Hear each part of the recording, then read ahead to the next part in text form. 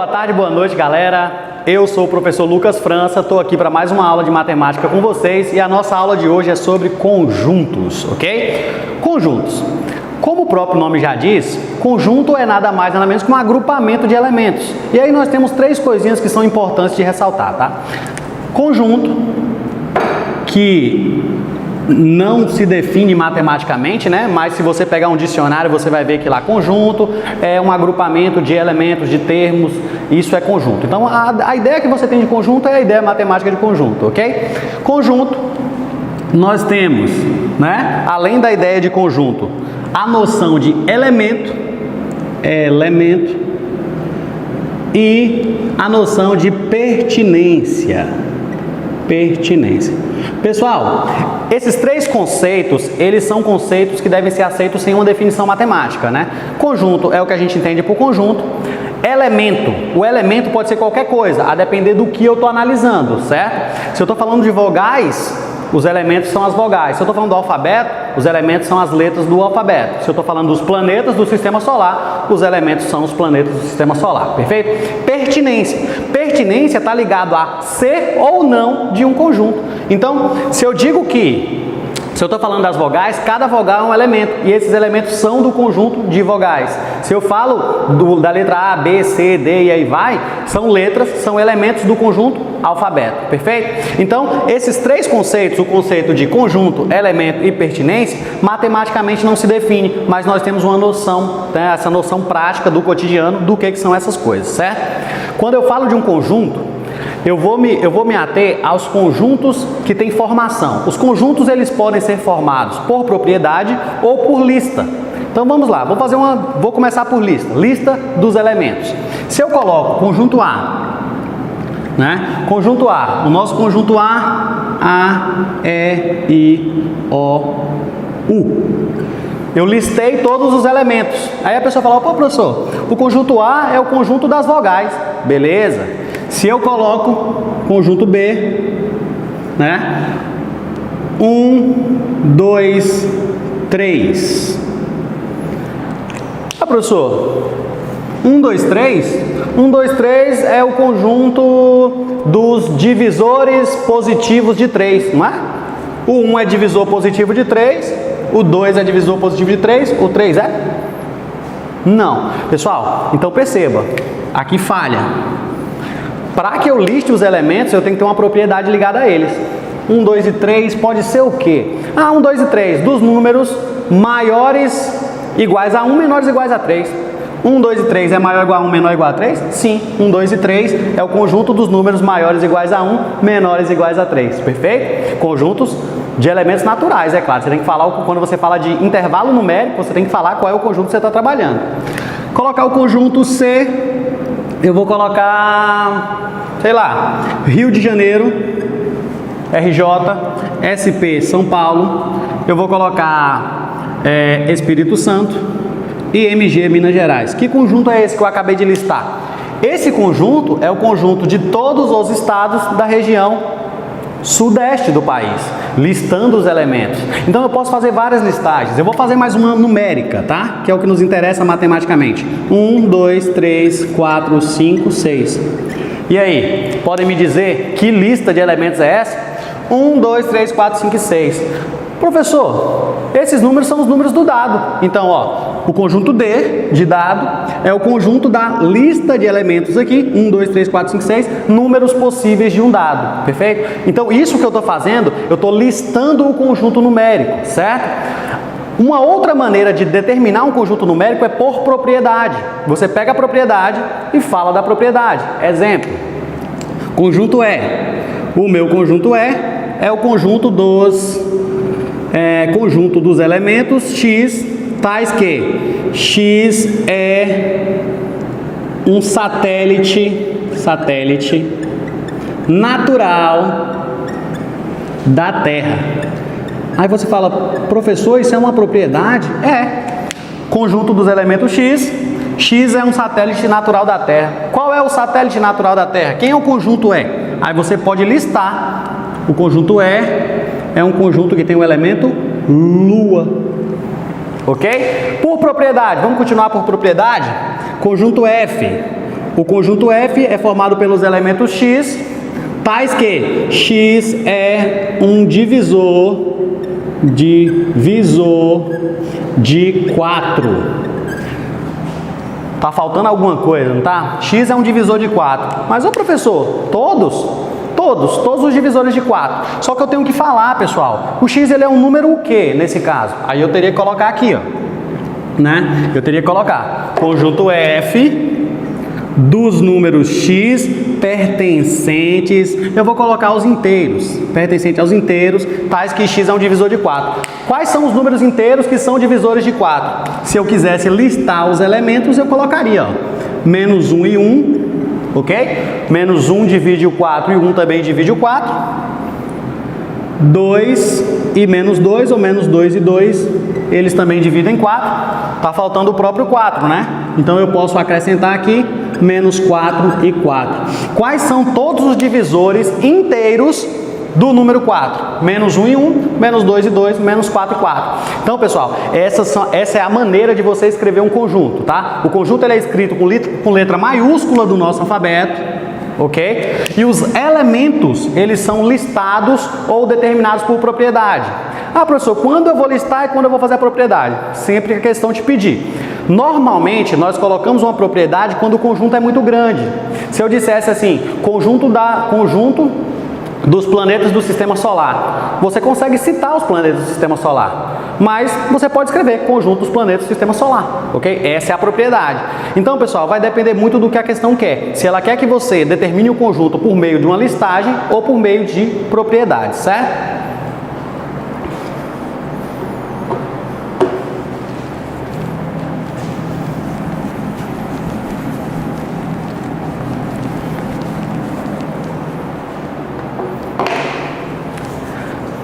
Nós vamos definir 3 coisinhas importantes sobre o conjunto, além dos conceitos: conjunto, pertinência e elemento, certo?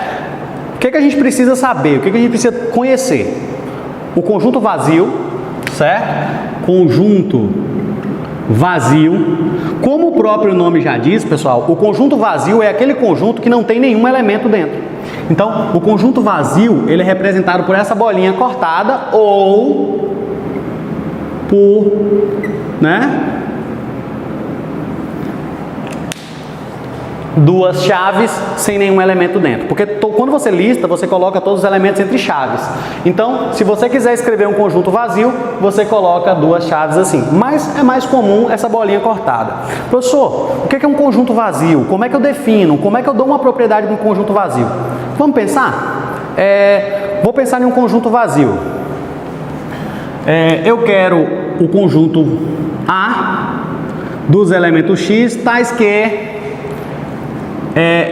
X é divisível por 0. Aí a pessoa pensa assim, bom, professor, vamos listar esses elementos. X é divisível por 0. Quantos números são divisíveis por 0, pessoal? Nenhum. Eu não posso dividir nenhum número por 0. Então, quantos elementos tem nesse conjunto A? Nenhum elemento.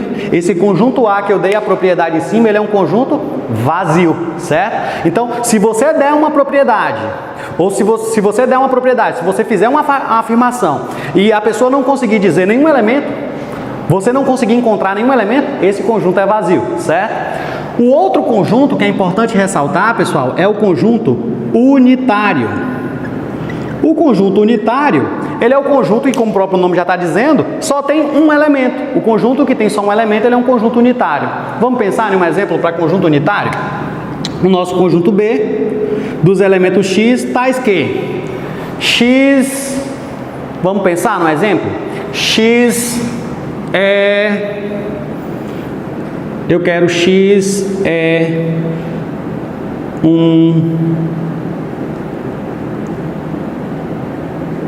X é Calma aí. Volta. Corta essa parte. Pensei em nenhum exemplo. Vamos lá. O segundo conjunto importante para se ressaltar é o conjunto unitário, tá? O conjunto unitário, como o próprio nome já diz, ele possui um único elemento. Ele é um conjunto de um único elemento, tá? Então, vou dar uma propriedade. Conjunto B dos elementos x, tais que x é um estado brasileiro com a letra B. Aí você pega, x é um estado brasileiro com a letra B. Professor, só existe um estado brasileiro com a letra B. Então, o conjunto B é um conjunto que só tem o estado Bahia, esse estado maravilhoso que nós vivemos. Então, esse conjunto é um conjunto unitário, ele só tem um elemento. Nos exemplos anteriores eu falei sobre conjunto de x, tal que x é um satélite natural da Terra, Lua, só tem um elemento. Então, conjunto vazio não tem nenhum elemento, conjunto unitário tem um único elemento, certo? E o outro, pessoal, que é muito importante, é o que nós chamamos de conjunto universo. Como o próprio nome já diz, conjunto universo, ele é o conjunto maior trabalhado, certo? Professor, como é que eu determino o universo? Normalmente, esse conjunto, ele já vem determinado pelo problema, mas você consegue ter uma noção. Se eu pego e estou falando dos elementos A, B, C, D, E, F, você fala, oxe, quem é um conjunto universo? O alfabeto. Se eu falo sobre Bahia, Minas Gerais, Amazonas, Amapá, eu estou falando de quê? De estados. Qual é o conjunto universo? Todos os estados brasileiros. Se eu estou falando sobre números, 1, 0, 1, 2, 3, 4, 5, 6 e vai. Professor, o conjunto numérico. Mas qual o conjunto numérico? Dos números naturais. Eu só citei números naturais. Então, o conjunto universo, ele é o conjunto maior trabalhado. Então, nós podemos definir que o conjunto universo, ele é o conjunto maior trabalhado. Eu não vou dar nenhum exemplo de universo, porque falando aqui eu já dei 3 exemplos de conjunto universo, ok? Agora nós vamos definir algumas coisas importantes sobre conjuntos antes de fazer as operações matemáticas, certo? Conjuntos iguais. Quando dois conjuntos são iguais, ok? Dois conjuntos vão ser iguais. Quando para todo elemento x, isso é uma notação matemática, tá? Para todo x, para o x pertencente a A, eu vou ter um correspondente x pertencente a B. O que eu estou dizendo, pessoal? Se eu pegar os elementos do conjunto A, se eu pegar um elemento no conjunto A e ele tiver um elemento igual no conjunto B e vice-versa, por isso que essa setinha de mão dupla, esses conjuntos vão ser iguais. Então, A vai ser igual a B se isso ocorrer. Vamos para exemplos de conjuntos iguais? Primeiro conjunto é o conjunto A, B, C, D. Eu tenho um conjunto aqui do lado, B, C, A, D. Esses conjuntos são iguais? São. Pela definição, esses dois conjuntos são iguais. Mesmo que eles estejam em ordens diferentes, são conjuntos iguais. Eu tenho x pertencente a x igual a aqui, x igual a aqui, x igual a B, x igual a B. C, D, C, D. Então, pessoal, você pode afirmar que dois conjuntos são iguais quando eles têm exatamente os mesmos elementos. Isso aqui é importante, pessoal, para te dizer que a ordem deles não vai alterar o conjunto. É claro que quando você escrever um conjunto, você vai colocar os elementos sempre na ordem, ok? Se eu tivesse, vou dar um exemplo matemático, né? Já que eu falei sobre as letras do alfabeto. Conjunto dos números x, tais que x é igual a 2x menos 1. Olha o conjunto que eu estou colocando aí. Conjunto x, 2x, 2x... Perdão. O conjunto, né? Eu quero o conjunto aí. 2x menos 1 igual a 5. Então vamos lá, pessoal. X tá o quê? 2x menos 1 igual a 5. Eu quero os elementos que satisfazem a essa equação, certo? Eu estou dizendo que esse conjunto é igual ao conjunto unitário que tem apenas o número 3, certo? Vamos verificar? Se eu resolver essa equação, 2x menos 1 é igual a 5, 2x é igual a 5 mais 1, 2x é igual a 6, x é igual a 6 dividido por 2, x é igual a 3. Esse conjunto, mesmo que ele seja dado por uma equação, ele é igual ao de lá que tem um único elemento. Então, são conjuntos iguais. Então, pessoal, se você pegou um conjunto A, pegou um conjunto B, quer verificar se o conjunto A e o conjunto B eles são iguais, você vai dá uma olhada nesses elementos, dá uma olhada nos elementos de lá. Se eles tiverem exatamente os mesmos elementos, eles são conjuntos iguais, ok?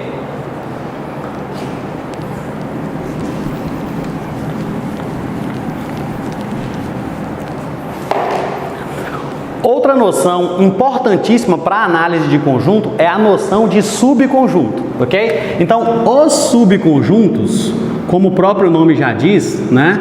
Subconjuntos são conjuntos que estão dentro de outros conjuntos, né? Então eu posso até desenhá-los, eu posso até fazer isso aqui, ó. Se eu tenho um conjunto A aqui e eu tenho um conjunto B, o conjunto B é subconjunto do conjunto A, certo? O conjunto B é subconjunto do conjunto A. Se eu tivesse um outro conjunto aqui, ó, conjunto C, o C seria também um subconjunto do conjunto A, ok, pessoal? Então a ideia de subconjunto é estar dentro. Se o conjunto, um conjunto está dentro do outro conjunto, ele é um subconjunto, ok? Por definição, nós temos uma propriedade interessante, tá? Inclusive eu vou falar das duas. Existem dois símbolos matemáticos que nós usamos em conjuntos, que são o símbolo de pertence, ou o símbolo de pertinência, né? Eu vou chamar só de pertence, de pertencer, de pertencimento, e o símbolo contido, que o pessoal sempre usa, está contido, ou contido apenas, certo? Esses dois símbolos matemáticos de contido, está contido, pertence ou não pertence, eles são extremamente importantes, tá? Por quê? Toda vez que eu falo de subconjuntos, eu vou usar o símbolo de contido. Toda vez que eu falo de elementos, eu vou usar o símbolo de pertence. Vamos ver? No meu desenho, eu tenho o conjunto A, eu tenho o conjunto B e o conjunto C. Se eu quero dizer que o B é subconjunto de A, eu digo o seguinte, ó, B está contido em A, B está dentro de A. Se eu quero dizer que C é subconjunto de A, C está contido em A, ok? Então, o contido, pessoal, esse símbolo, ele é utilizado de conjunto para conjunto, ok? Se você tem sua bolsinha de caneta dentro da sua mochila, a bolsinha de caneta é o conjunto de canetas, está contida na sua mochila, que é o conjunto de todos os seus materiais, ok? Então, esse símbolo de contido é quando um conjunto está alocado dentro do outro, ok? Esse símbolo de pertence, ele não é utilizado de conjunto para conjunto, ele é utilizado de elemento para conjunto. Então, exemplo, vou dar um exemplo maior, conjunto A, eu tenho os pontos aí, Azinho, B, C, eu tenho aqui um conjunto B aqui dentro, com os elementos C, D, E, estão todos aqui, né? Então vamos lá, eu posso afirmar sobre esse conjunto que eu desenhei, B está contido em A, posso afirmar isso? Posso, todo o conjunto B está dentro do conjunto A. Eu posso afirmar que A contém B?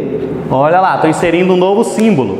Esse símbolo de contido, ele pode ser usado dessa forma ou ele pode ser usado de outra maneira, só que aí eu vou chamar de contido, eu vou chamar de contém. Eu posso dizer que B está contido em A, posso dizer que A contém B, é a mesma afirmação, né? Então, B está contido em A contém B. Quando eu vou falar dos elementos, eu vou falar o seguinte, o elemento Azinho aqui, o elemento A, pertence ao conjunto A? Pertence, o elemento A pertence ao conjunto A. Olha o elemento A aqui. Eu posso dizer que o elemento B pertence ao conjunto B? Não, o B está aqui do lado de fora do conjunto B. Olha o conjunto B aqui, ó. O B está do lado de fora. Então B não pertence ao conjunto B. A letrinha minúscula B não pertence ao conjunto B aqui, que está em maiúsculo, certo? Conjuntos, letras maiúsculas, elementos, letras minúsculas. Eu posso dizer que a letrinha C, ela pertence ao conjunto B, verdadeiro, ao C aqui dentro do conjunto B. Eu também poderia dizer que C pertence ao conjunto A, porque o C está dentro do conjunto A. Então, pessoal, esse símbolo de contido e pertence ou contém, né? Você pode usar também dessa maneira. O símbolo de contido, ele é usado de conjunto para conjunto. Um conjunto está contido dentro do outro conjunto. Um conjunto não está contido dentro de outro conjunto. Pertence é de elemento para conjunto. O elemento pertence ou o elemento não pertence. Por exemplo, se eu dissesse A está contido em B, isso é uma afirmação falsa. O conjunto A não está contido em B. Ele não está contido. Perfeito, pessoal? Então, esses são os dois símbolos matemáticos mais usados em conjunto, são extremamente importantes, certo? Vamos adiante.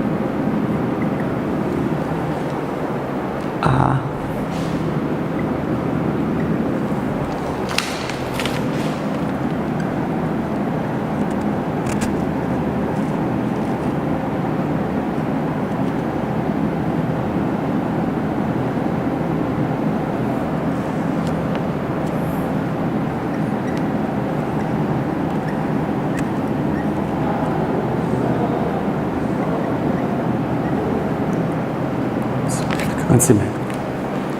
Vamos lá. Sobre a nossa definição, né, do que é uma inclusão, do que é um subconjunto, aí nós temos essas propriedades. 4 propriedadezinhas bem tranquilas e muito importantes para analisar os problemas, certo? Propriedades da inclusão, que é esse fato de ser subconjunto, de estar contido, certo? O vazio está contido no A. Essa é a primeira propriedade. Pessoal, o vazio ele está contido em qualquer coisa, em qualquer conjunto. Você tem sua bolsinha de caneta, o conjunto das canetas. O vazio está contido ali? Tá. O vazio é subconjunto de qualquer conjunto. O conjunto o conjunto que não tem nenhum elemento, ele é subconjunto de qualquer conjunto. É até subconjunto do vazio. O vazio é subconjunto do vazio. Perfeito? Então é um pouco estranho falar que o vazio está contido em qualquer coisa, mas está. Matematicamente você sempre vai aceitar que o conjunto vazio ele está contido, ele é subconjunto de qualquer conjunto. Essa é a primeira propriedade. Segunda propriedade, pessoal, é que todo conjunto está contido nele mesmo.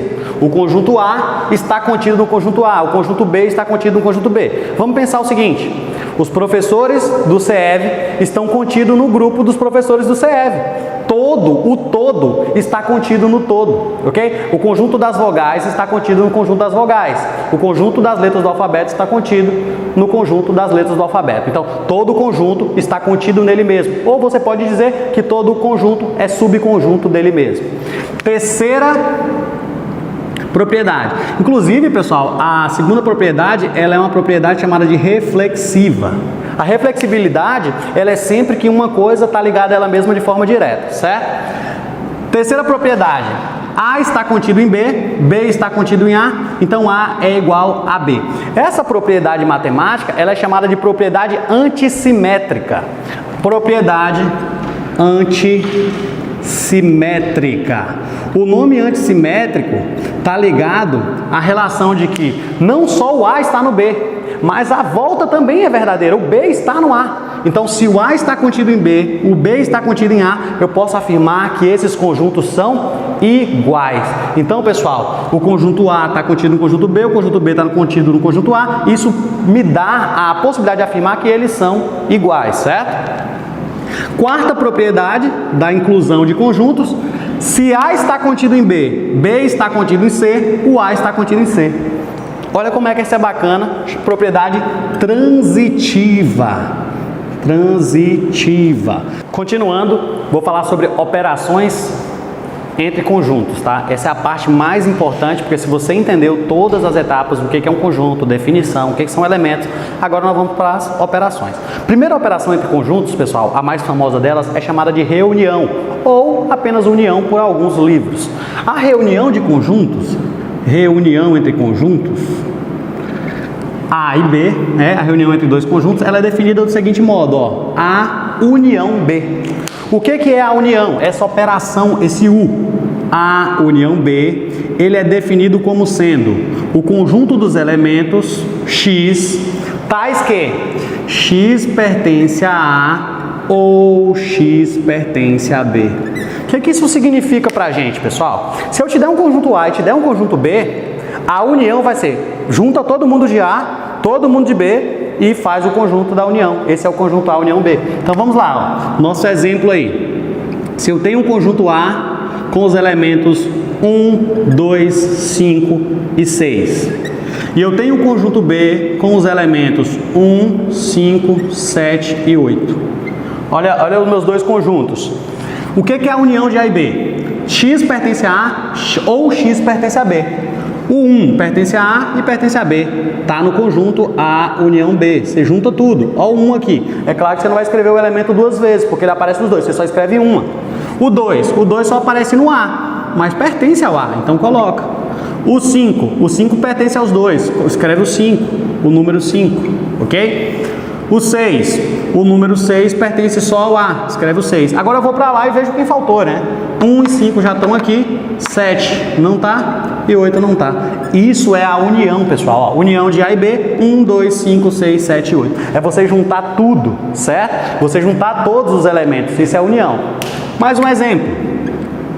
Se eu pegasse o conjunto A, B, C e o conjunto B, A. Qual seria essa união do conjunto A, B com os elementos A, B e C e o conjunto unitário com o elemento A? Essa união A, união B, seria A, B, C. É claro que eu não vou escrever A duas vezes, como A já está aqui, a união de A e B é A, B, C, certo? Então isso é a união de conjuntos. A segunda propriedade, pessoal, ela é chamada de interseção. Interseção. A interseção de A e B, ela é definida do seguinte modo, ó. A interseção B, ela é formada por todos os elementos X, tais que X pertence a A e X pertence a B. Olha lá que eu estou usando aqui um conectivo lógico diferente. Aqui eu usei ou, aqui eu estou dizendo I. O ou, um ou outro, ou os dois. O I não. X tem que pertencer a A e o X tem que pertencer a B. Então vamos analisar aí. Se eu pego o conjunto, né? Se eu pego o conjunto A com os números 1, 2, 5 e 6, 1, 2, 5 e 6, e o conjunto B com os elementos aí, e o nosso conjunto B com os elementos 1, 5, 7 e 8, analisem comigo. A interseção é o que é comum. 1, 2, 5 e 6. O 1 pertence aos dois, ó. Pertence a A e pertence a B. O 1 pertence aos dois, ó. A interseção B. 1 tá. O 2 não pertence aos dois, não coloca. O 5 pertence. O 6, o 7, o 8. Então, pessoal, olha lá. Interseção é apenas 1 e 5. Então, lembre, união, junta tudo. Interseção, só o que é comum, ok? Então, essas são as nossas duas primeiras propriedades. Vamos para as próximas.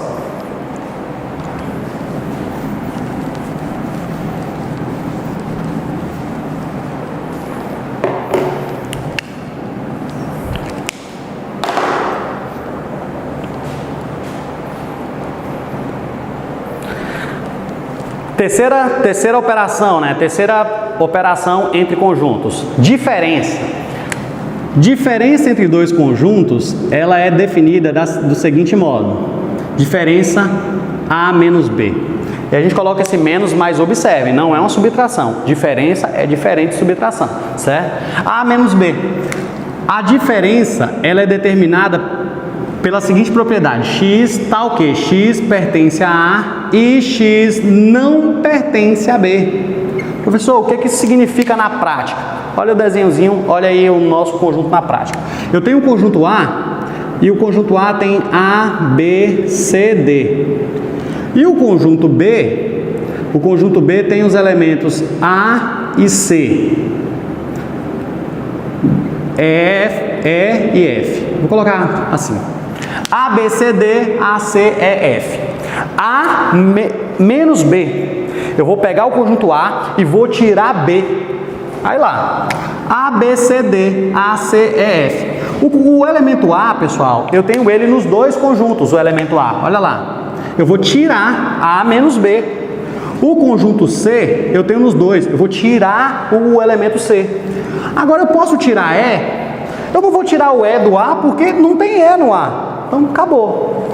O elemento F, eu não vou tirar do conjunto A porque também não tem. Então, olha lá a diferença. A diferença é você pega o conjunto A, tira os elementos do conjunto B, mas se já não tem, você não vai tirar, ok? Então, quem é a resposta A menos B nesses dois conjuntos dados? B, D. Perfeito? Já que eu fiz A menos B, eu vou fazer B menos A. Quem é, professor? B menos A. Olha lá, B menos A. Vamos fazer a comparação inversa. B menos A. Eu tiro A porque é comum. Eu tiro C porque é comum. Eu vou tentar tirar o B. O Bzinho minúsculo. Não consigo porque não tem. Eu vou tirar o D. Não consigo porque não tem. Sobra quem? E e F. Perceberam, pessoal? A diferença dos dois conjuntos é nada mais nada menos o que tem só em um conjunto. Você pega o outro, tira tudo que é comum e deixa ele sozinho lá, só com a diferença, só com o que ele tem, certo? A última propriedade que vai ser importante para a gente é a propriedade do complementar de um conjunto.